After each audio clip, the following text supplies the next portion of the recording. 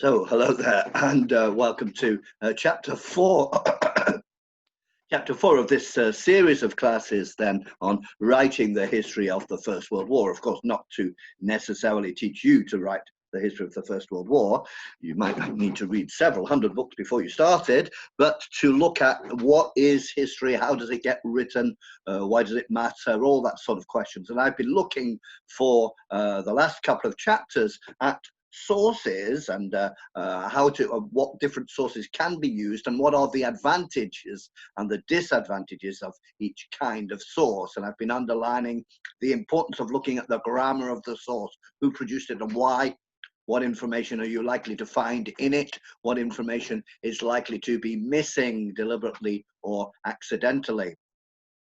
And I've also been underlining the importance of a corpus, that is to say, sources must be structured in a way that can be understood. So if you want to start a piece of research with 50 articles I found interesting, that is not normally considered to be good historical research, because it's why the question comes up of why did you choose those articles and what makes them in some way representative or significant.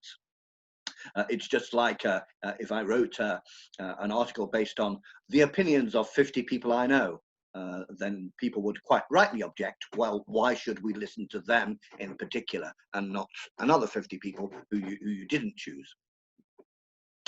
Last time, I think I finished with the question of songs as a source, or just before. Perhaps I just finished with the postcards and didn't get onto the songs. I'm not going to talk about songs in this chapter because I'm going to talk about songs separately, because that's my speciality. That's what I know most about, and so I'm going to separate that out and look more generally at songs and what I did with them to write history.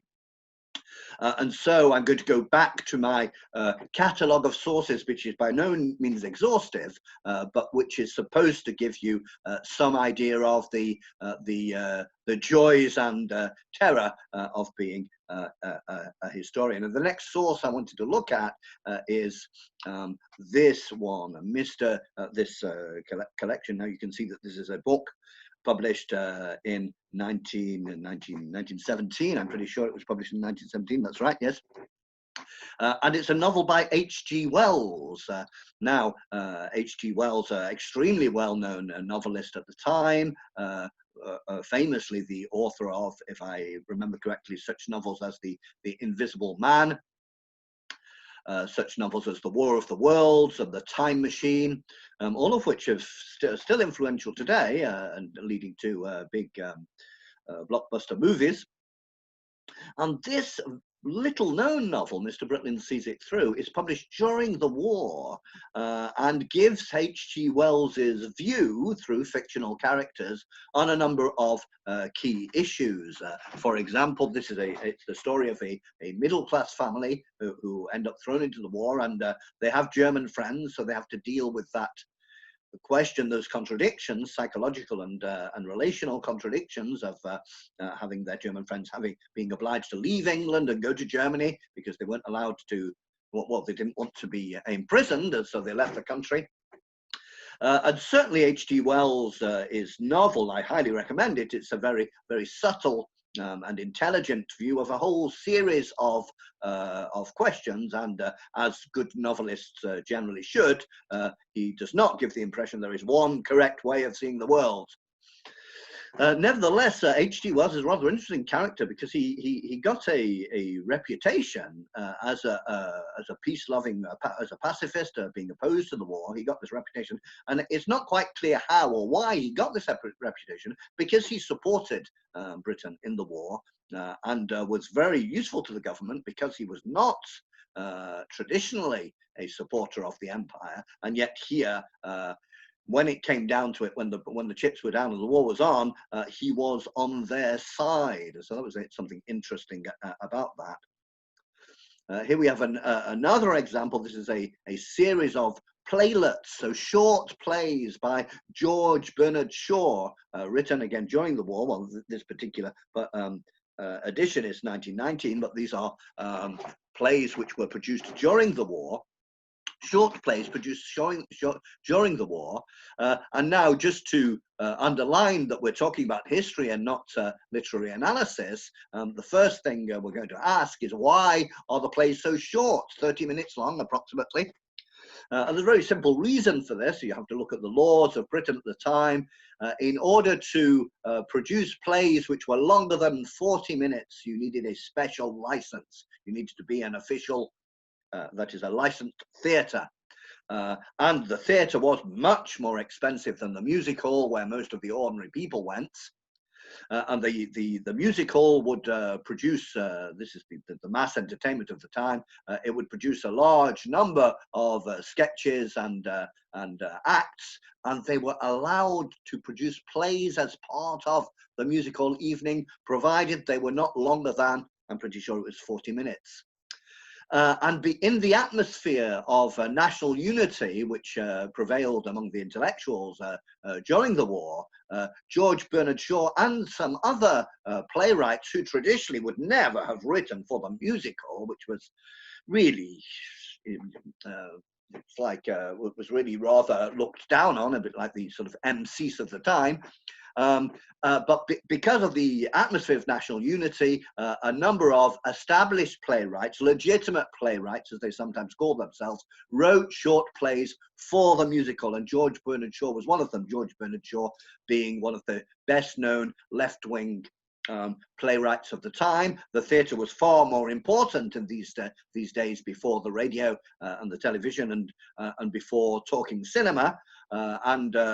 George Bernard Shaw was a Fabian socialist who wrote plays about difficult social questions. He wrote a play about the suffragettes. He wrote a play about prostitution, and these fed the public discussions around important social questions at the beginning of the 20th century. When we look at these plays today by Bernard Shaw, we may find it quite difficult to find a high level of literary interest. They do seem to be rather unsubtle, if you like, but they had a certain importance at the time. I think you've understood what this particular source I'm looking for at on this slide is. This is literary works written at the time. That is to say, it's possible to look at the literature that was written at the time and draw historical conclusions, not just literary conclusions, because of course the novel of H.G. Wells, the play of George Bernard Shaw, etc., reflect what their milieu was thinking, what pressures they were under, and can give, and of course with them being literary writers, they are often very skilled at presenting psychological reality in characters, and so they can tell us something. If we don't take it all too literally and straightforwardly, they can tell us something about the different attitudes, the different feelings, the different lived experience of the time. And one of the rising values of the last 50 years,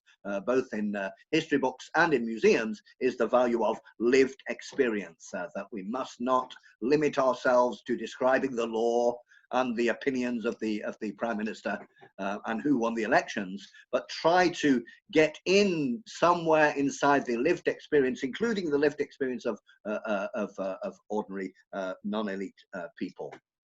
The other example you can see in front of you of literature at the time, the war poems of Siegfried Sassoon, and perhaps you know, perhaps strangely, the most popular group of poets in Britain, even today, 100 years later, are the First World War poets, a series of them, and they are extremely well known. Indeed, if ordinary people can name 10 poets, or even 5 poets, they may well find that 2 or 3 or 4 of them are from the First World War. And this is the war poems of Siegfried Sassoon, and the other poets, probably even more well known, would be Wilfred Owen, and a very well known Rupert Brooke, and the other gentleman who is well known, but I can't remember his name.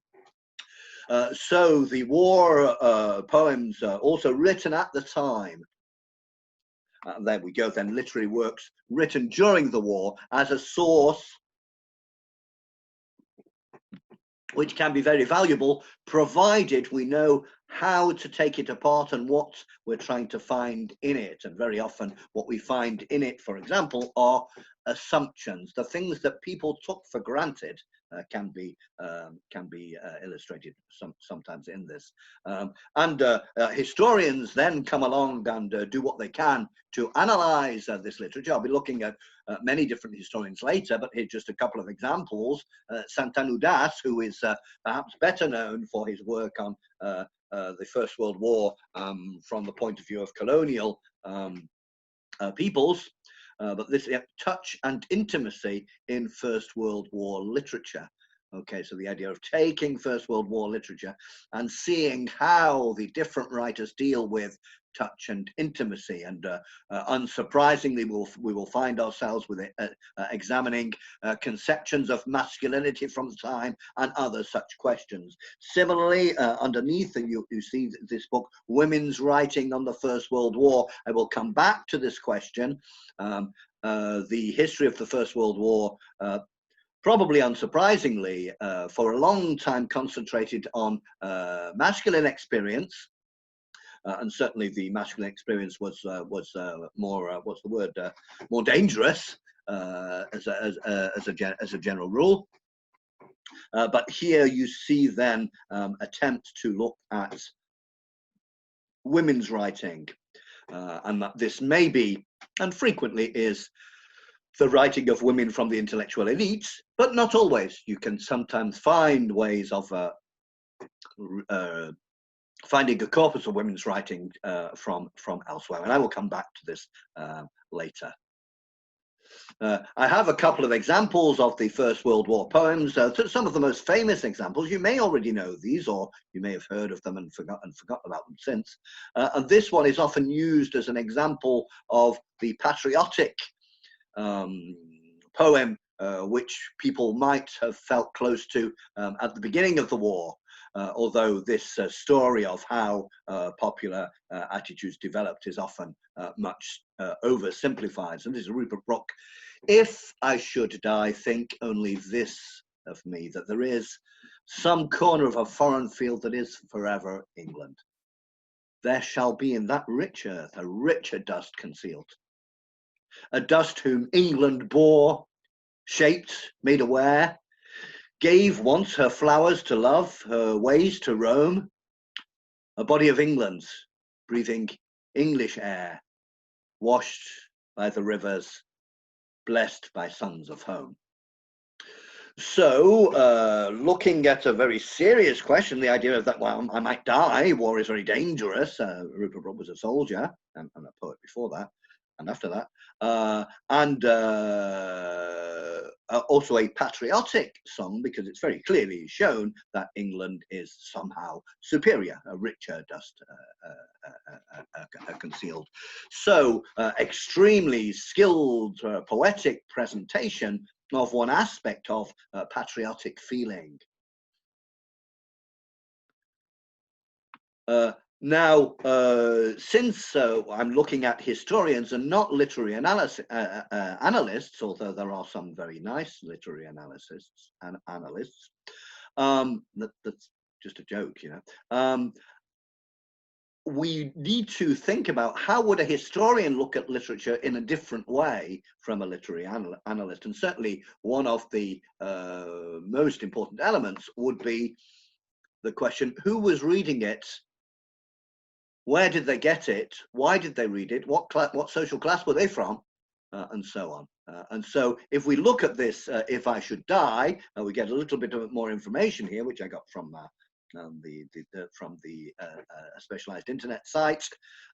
If I Should Die was first published in London in November 1917 and reprinted in February 1918. So it was not at the beginning of war, in fact. And the collection, The Muse in Arms, in the words of the editor, was supposed to be a collection of war poems, for the most part written in the field of action by seamen, soldiers, and flying men who are serving or who have served in the Great War. So although we have here a literary production of poems, we also have an ideology which we are more accustomed to finding in popular culture than in high culture, and this is the ideology of authenticity. You should listen to these poems because they're written by real soldiers, and these are questions which come up again and again in culture, in particular popular culture. Yeah, can you write? How do you write about? How can you write about racism if you're white? How can you write about being a woman if you're a man? And this is one of the questions opened here. So this collection, printed in February 1918, The Muse in Arms, we have there a list of the sections, the different sections which this collection was divided into, and that gives you an idea of how the literary publication was being used to aid in the war drive. So you have the introduction, a section called The Motherland, with a few poems in it, including the one we just saw. Before action, battle pieces. So people look at writing poems about battles. The Sea Affair, War in the Air, so different sections of the armed forces. In Memoriam, and the Future Hope. So we have all the different aspects of the war there. A whole section on the Christian soldier, very important to remember how central religion was at the time, and indeed among the most popular songs sung by soldiers were the hymns. School and college, the chivalry of sports. This was a quite frequent theme, comparing war to sport. And then a few more songs, loving and living moods and memories. So what is important here then is the entire collection, which leads us to another very, very important difference in the historian's approach to literature and to other kinds of production, and that is that If I Should Die is recognized as being a very good poem, a very skilled artistic poem, but it would be important for the historian to look at all the poems in the collection, including the good ones and the bad ones, because choosing your sources because of their literary merit is something that people may do if they're not doing history. But when you're doing history, that's not the point. And indeed, as I will tell you about what happened when I looked at songs. Here we have another example of a poem. This one is by Wilfred Owen, and this is a more negative view of war. In fact, a directly anti-war poem, and one of the most popular anti-war poems in Britain, even today.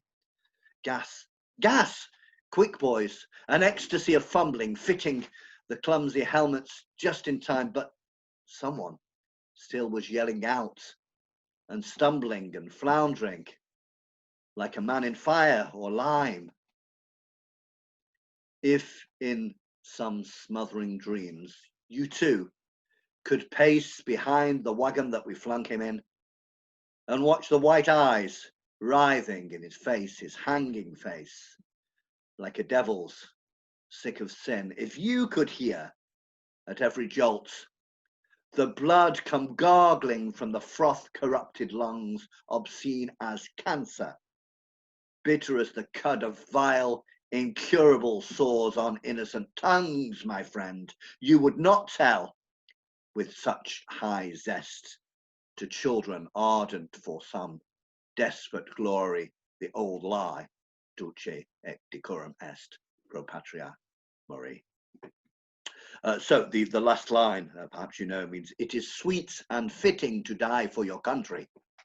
And so here we have a very powerful poem contrasting the obscene suffering of a soldier who is dying because of the gas in the trenches, the chlorine gas perhaps, or it may have been one of the other gases.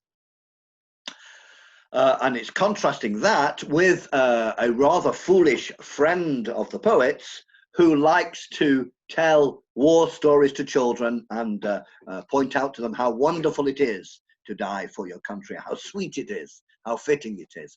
So extremely powerful poem, extremely popular poem today by Wilfred Owen. And Wilfred Owen is a bit of a battlefield for in public discourse about the First World War, because he wrote these very, very powerful anti-war poems, and he was keen for the war to be stopped. and he broke down and spent some time in a psychiatric hospital.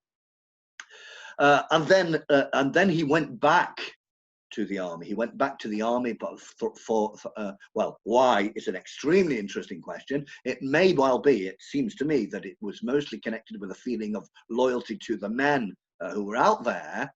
But today, then, there is this big argument given on this huge argument going on about the validity of Wilfred Owen's anti-war opinions, at least at one point in his life. And indeed, some of those historians who would like to defend the idea that the First World War was necessary, unfortunate but necessary, they will really attack Wilfred Owen, and they will wax ironic, talking about Saint Wilfred, who is adored by everybody, and get quite vicious about it. First World War historians can get quite angry at each other. So again, there, just to show you that what we have is literary works written at the time, but what we're interested in as historians, or what we may be interested in as historians, is what they represented. Yes. So when you look at this fabulous anti-war poem, how far can we say it represented a current of opinion in the army, or a current of opinion among the population of the time?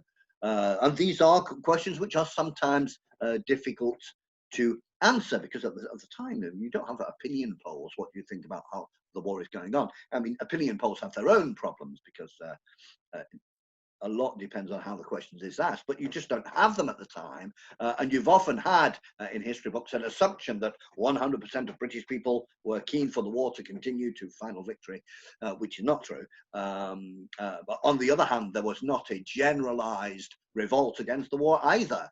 And so what exactly was going on, literary works written at the time can help you. Our next source, so you will not be surprised because you're beginning to get the hang of how things go, is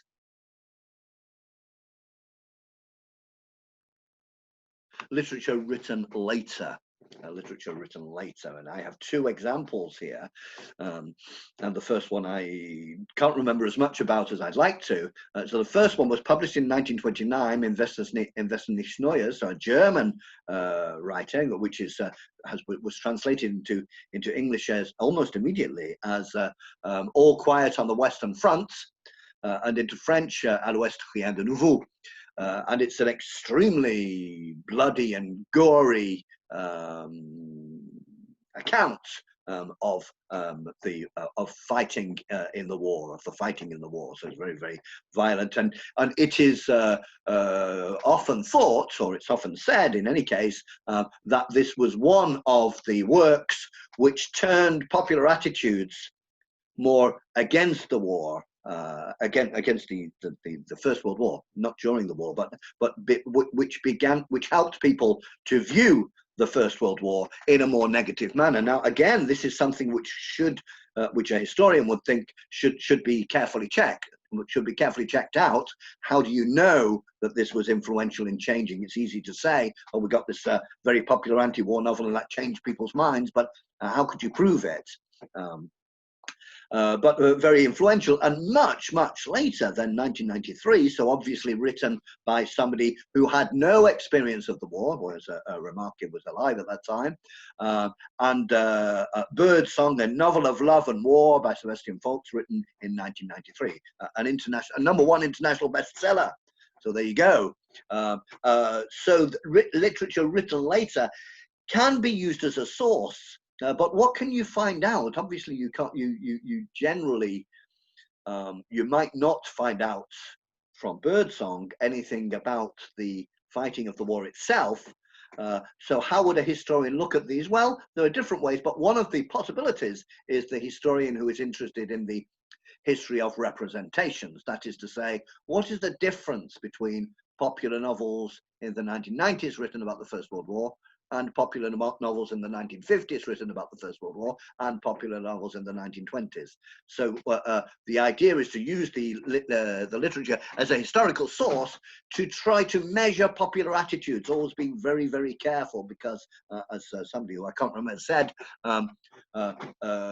dominant attitudes are always constantly contested in every age, and so you never have the situation where everybody thought this or everybody thought that.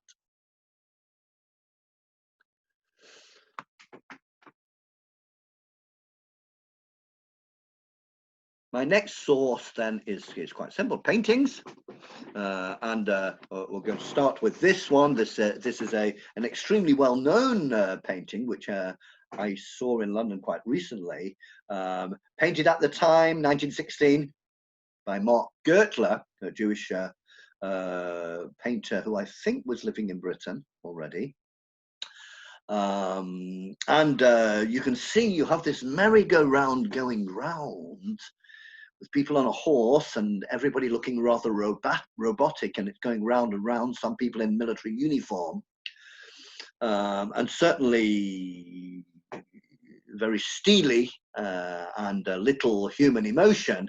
And it's frequently thought that this is a symbol of the war which continues and nobody can stop it, and people are pushing down their emotions and just being taken round and round faster and faster, and are lost and stunned by the experience of the war. Now, of course, works of art are supposed to be ambiguous and open to different interpretations, and artists are often happy that you can get three different points of view from the same work of art. So it's obviously quite a mistake to say, yeah, the meaning of this painting is that. But again, just like the literary works produced at the time, the paintings produced at the time might help. Now, these may be and again, we would be thinking about what milieu did the painter come from? Who were they painting for? What gallery was going to display it, and who was going to go to the gallery? Yes, so what does it mean as a social intervention? And indeed, one group of paintings at the time is particularly interesting, because here you have the Battle of Courcelette, one of the battles about which I know very little, painted by Louis Werther. And if I remember correctly, this is an official war artist. So this is fascinating, that it was the government of the Ministry of War felt it was important to have official war artists going out and drawing and painting to be able to represent the war at home in a way which was a little bit controlled.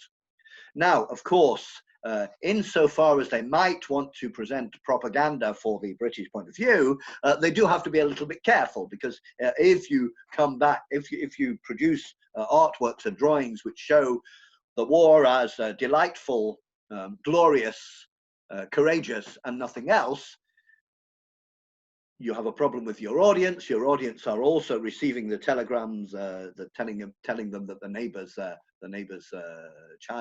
son has died. They're seeing the lists of wounded and the lists of dead, so they're not going to believe an excessively unsubtle piece of propaganda. Nevertheless, official art can push popular consciousness in a way which is desired by the people who are paying for it. I believe there has been history books written on official art in the different countries, but very little has been done. You know, if anybody feels like they'd like to do a thesis, this might be one thing you might be able to do. So paintings. Another tremendously interesting source, which was not really worked on for a long time, but more recently has been worked on, and this is cinema at the time. And remember the rather paradoxical, or perhaps contradictory, situation of audiences at the time. That is, today we have often seen quite a lot of war on the television or on the cinema screen, and indeed the idea that it should be realistic, like Steven Spielberg's Saving Private Ryan, or the film about the First World War, 1917. There's an idea that we're used to seeing some of the horrible, gory fighting and killing, and hearing the sounds, although we're not used to smelling the smells because the cinema doesn't do that. On the other hand, today in rich countries like ours, we're often not very familiar with death. We don't normally have families of 8 children, and 6 of them and 4 or 6 of them have died. People die much less at home these days and much more in hospital. The situation was quite the opposite 100 years ago. People had seen death quite a lot. Members of their family died, and quite often not in hospital, because that's not how it worked. However, they had not seen war. Certainly, they hadn't seen films of war, not either documentary nor fictional.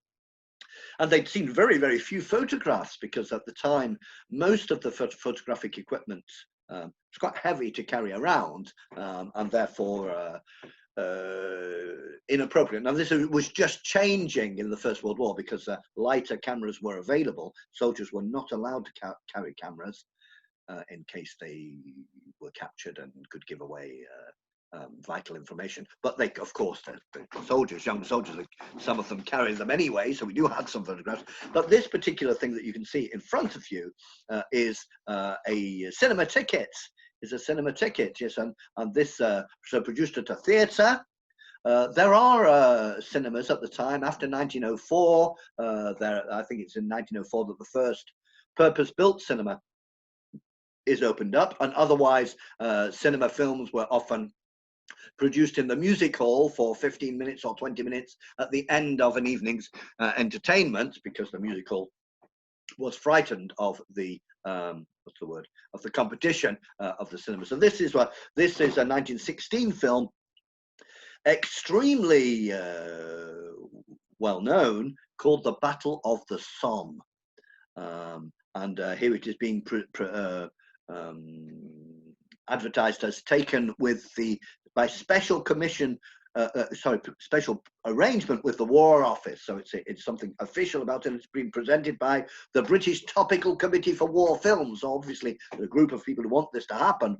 And The Battle of the Somme was massively popular in the cinema around the country. Naturally, we are talking about silent cinema, because talking cinema only arrives at the end of the 1920s. Well, I think 26, 27, it begins to come in. So this film was extremely interesting, because it showed quite a lot of things which the government didn't necessarily want people to show. There was no organized censorship of films at the time. So in this film, you can actually see dead British soldiers lying around, which is something that, for example, news reporters today try to avoid doing.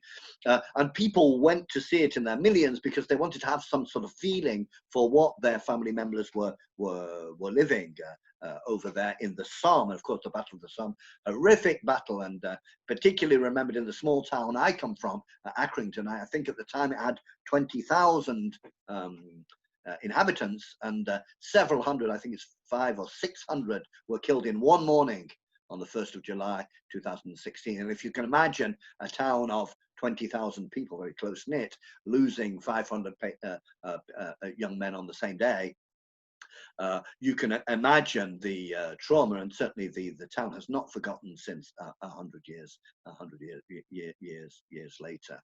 Now, I will come back later as to how they studied There's extracts from it. I'll say a little more about how they studied it. Here's a major book about British silent cinema and the Great War. And one of the new things they found is that they studied the music. When we talk about silent cinema, of course, it wasn't silent for the people who went there. There was a pianist with a piano playing accompanying music, and the music they played was suggested to them when they received the film. They received a list of pieces of music that they were supposed to play for each scene. Yes, 2 minutes, 30 seconds, I'll change the scene. I think it was this gentleman, or it may have been another historian, who retrieved these lists of music and reconstructed the film, The Battle of the Somme, as it had been experienced by cinema audiences, by putting back in the music they would have heard, and found that it was really quite surprising, because it was very these horrible scenes with very jaunty, happy, merry music. So these are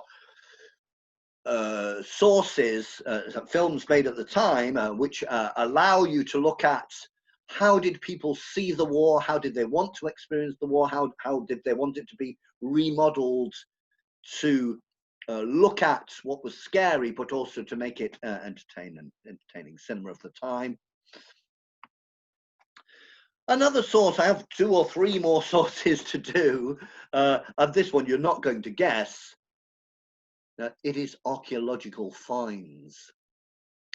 Of course, when we think of archaeology, we think of, ancient Egypt or the Middle Ages, or I don't know, Lascaux or something, a very, very old events being reconstructed by people patiently digging. However, in the last 10 years or so, perhaps 15, there's been a real rise in First World War archaeology. Now, France is a very good place for this. There are parts of France not so far from here where they regularly find dozens of bombs every year coming from the First World War, because there were so many bombs, shells fired. But also the archaeologists will find, for example, trenches, and go digging and find interesting things. They might find bodies, of course. They might find religious items. And of course, the more religious items they find, then the more it might make them think about how religious the soldiers were at the time. They found a lot of items made by bored soldiers, little pieces of art made out of shells by bored soldiers, for example. And this next source is the monuments. The monuments, and there you have an example of a monument to the everlasting honor and glory of the 8,814 officers, non-commissioned officers and men of the York and Lancashire Regiment who fell in the Great War, 1914 to 1919. Note the dates, yeah. That is to say that some people died after the armistice. Now, monuments are a fascinating source for some historians who are interested in that sort of thing, because, first of all, because there are many, many thousands of them. I can't remember how many thousands, but tens of thousands of them in France, tens of thousands of them in Britain. Of course, you're aware that in every little village there's the monument to the dead of the First World War, and sometimes the names of those who died in the Second World War, always far fewer, are added to this. And somebody decided one day to have a look at all the monuments and say, what do they have in common? What are the words on them? Are they religious texts or not religious texts? Do they have crosses to represent, obviously, religion? Are they placed in churches or elsewhere? And this is fascinating, because if you look at the grammar of monuments, what's interesting is that the most common situation in Britain and France is that the monument is decided by the local elites, that is the village dignitaries or the town council will decide on it. And interestingly enough, the families of the dead and wounded are not really involved. And so that's an interesting point of them. We also have this this is probably the best known one in Britain. This is the monument to the First World War, the Cenotaph, in London. And you also have, of course, in various places, including Paris, the unknown soldier, the tomb of the unknown soldier, which was an idea invented at the end of the First World War because it was impossible to find many of the bodies and soldiers. And also, this was a very delicate question, because at the very beginning of the war, if your son died in France, you could bring them back if you were rich. You could bring them back, and then the government had a little think about that, and first of all, they thought, well, people are not going to like this idea that the rich can bring their child back and the others can't. And secondly, do we really want 10,000 bodies every day arriving in England on a boat? Is this good politics? And they decided, no, it is now banned. It is illegal for anybody to bring a body back into Britain. And that is why there are these huge British war cemeteries in France, which were given by the French government to Britain. But what's interesting about the cenotaph is what is not present in this, and that is a Christian symbol. It's not a Christian symbol. There's not a cross. The glorious dead is the text. There's no reference to God. Now, today, if this was a monument made today, of course, we would not be surprised. But at the time, what is this? Why is there no reference to God? And this is something which a historian could be very interested in. Very occasionally, war monuments have been anti-war. Sometimes the glorious dead is quite pro-war, if you like. But here we have an example in the commune of Gentilly in France, where it's got a list of the names of the people who died, nos chers enfants, and underneath the slogan, maudite soit la guerre. Now, monuments have been are still being built, and indeed for the centenary, quite a number of new monuments were built. And in the few years before the centenary, new monuments to the First World War. Why would you do that? Well, obviously it's important to people, and there will be a whole section on commemoration at a later class, which is important also for those of you who are taking the CAPES, because this is obviously le passé dans le présent. And here is one example. This is a young man, very young man, blindfolded. Why is he blindfolded? Because he is going to be executed by his own army for probably running away, was one of the most common. And this was a monument built quite recently, and I will be coming back to this in a later class. Here you have a monument in a church which commemorates the friendship between some German soldiers and some British soldiers during the war, and in particular the episode of the Christmas truce of 1914. One last monument there, of which I took the photograph, very recent, but which I can't remember anymore. And that is the end of my section on sources, and I'm hoping that you're getting some idea of what a source is, what a corpus is, and the grammar of sources and the things you can do with them, the things you can't do with them. There will be more chapters looking at other aspects of writing the history of the First World War. And in particular, in the next chapter, I will begin with a presentation of a few dozen history books which have exhibited different approaches to writing the history of the First World War. Thank you for your attention.